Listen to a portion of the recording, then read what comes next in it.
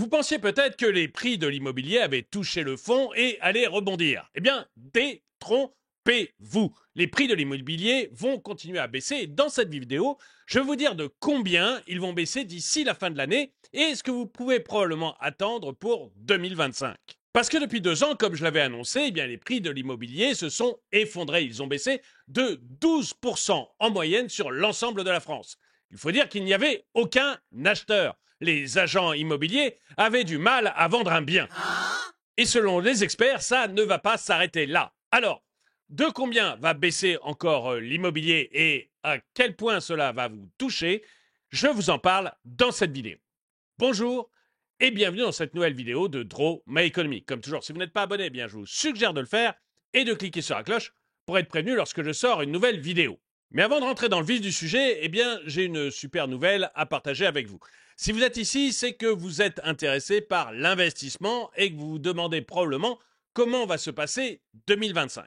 Eh bien, XTB, qui sponsorise cette vidéo, a organisé un événement exceptionnel sur sa chaîne YouTube. Parlons investissement, le débat. C'est un événement qui va se dérouler le 10 octobre à 19 h exclusivement sur YouTube. Il va y avoir 3 débats qui vont être animés par des experts, vous en connaissez certains, je vais vous les donner tout à l'heure, en économie et en investissement. Le premier débat, ça va être de la macroéconomie. Quelles sont les perspectives économiques pour 2024 et 2025?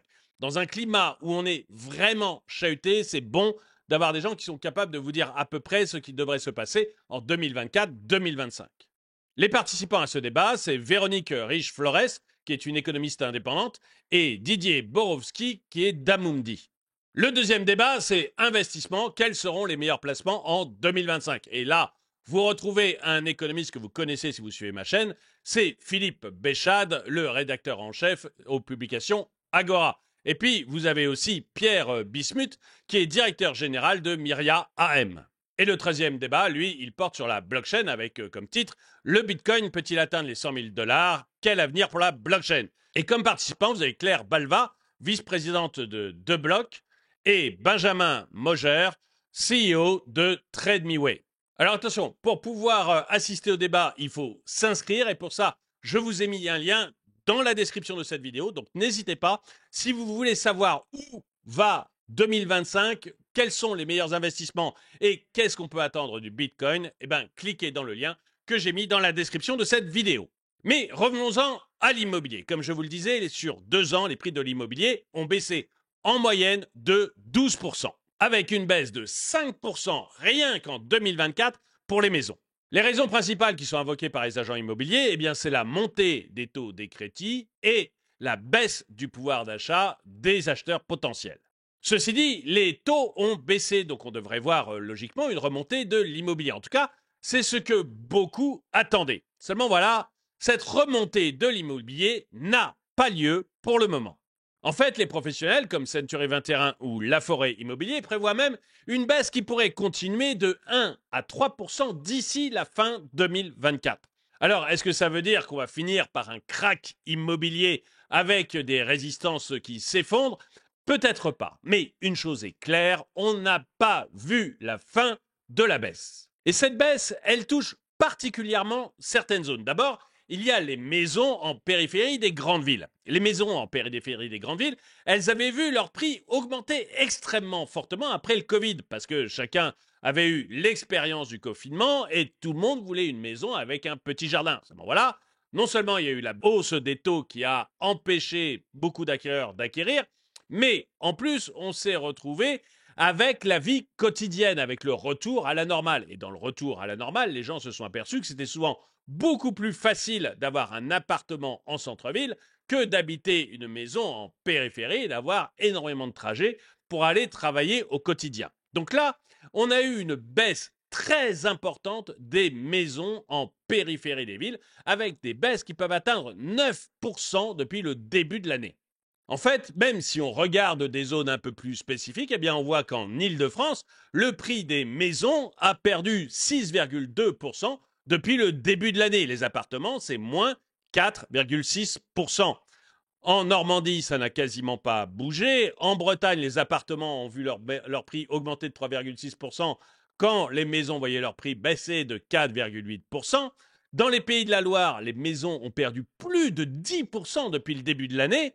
Dans Nouvelle-Aquitaine, on a perdu 7,3% depuis le début de l'année pour les maisons, mais les appartements, eux, ont vu leur prix augmenter de 1,6%. Et en Auvergne-Rhône-Alpes, les appartements ont perdu 7% et les maisons, elles, ont perdu 5% depuis le début de l'année. Bref, vous voyez que même si dans certains endroits, les appartements ont vu leur prix augmenter, eh bien, globalement, on est bien sur une baisse générale des prix, tout particulièrement pour les maisons. Et là, je vous ai donné une grande partie de la province, mais c'est aussi le cas à Paris. À Paris, depuis le début de l'année, les prix ont baissé de 5,4%. Alors, il est possible qu'à Paris, néanmoins, les prix commencent à se stabiliser, tout simplement parce qu'on voit un rebond des ventes. Il y a de plus en plus de ventes qui se font à Paris.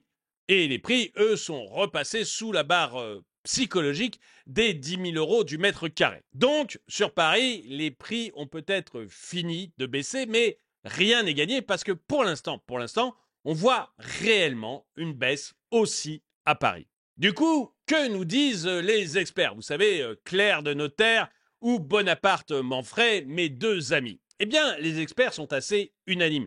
Ils pensent que sur l'ensemble de l'année 2024, on va avoir une baisse d'à peu près 15% des prix de l'immobilier.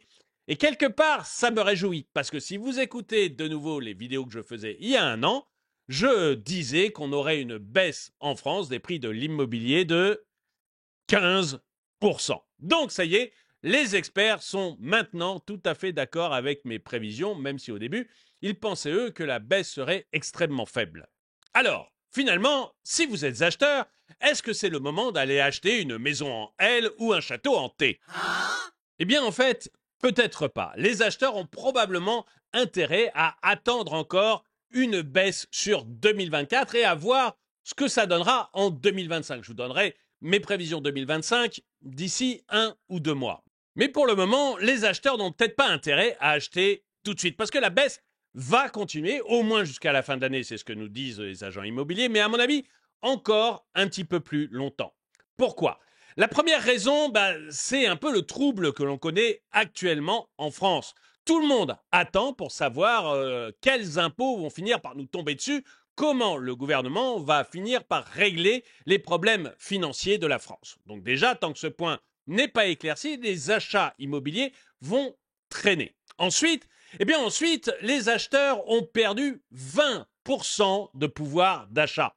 C'est pas la petite baisse actuelle des taux qui va faire tout d'un coup la solvabilité de tout le monde. Donc, on va encore manquer d'acheteurs. Ce qui veut dire que les vendeurs qui jusqu'ici ont hésité, n'ont pas voulu baisser leur prix ou ont été extrêmement réticents à baisser leur prix, vont devoir petit à petit accepter des baisses de prix plus importantes. Et la troisième raison qui me pousse à dire que les prix vont continuer à baisser encore, eh bien, c'est que 90% des prix sont actuellement négociés. Les gens n'achètent absolument pas à l'aveuglette.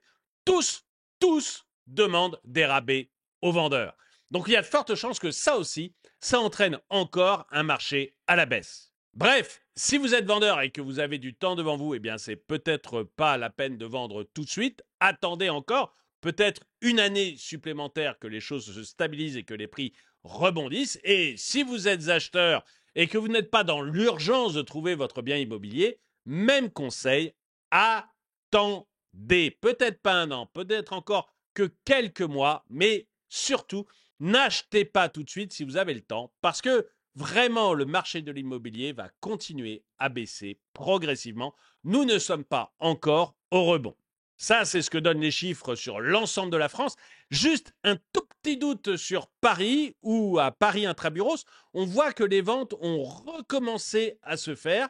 Peut-être l'annonce d'une stabilisation du marché. Et j'aimerais bien savoir ce que vous en pensez. Est-ce que vous pensez que, on est encore dans la baisse et on va continuer à voir cette baisse de l'immobilier sur l'ensemble de l'année 2025? Ou est-ce que vous pensez que c'est quasiment les derniers mois de baisse et que d'ici Noël, les prix repartiront à la hausse? Dites-le moi dans les commentaires. Et avant de vous donner le dicton du jour, je vous rappelle qu'il faut que vous inscriviez à l'événement Parlons Investissement, le débat avec XTB. Et pour ça, il faut que vous cliquiez sur le lien que j'ai mis dans la description de cette vidéo ou sur le premier commentaire épinglé. Et le dicton du jour, hésiter ou ne pas hésiter. Là est la question. Ou peut-être pas. Merci d'avoir regardé cette vidéo. Mettez-lui un pouce vers le haut, commentez-la, partagez-la. Merci à tous ceux qui soutiennent la chaîne. Et moi, je vous dis à très bientôt.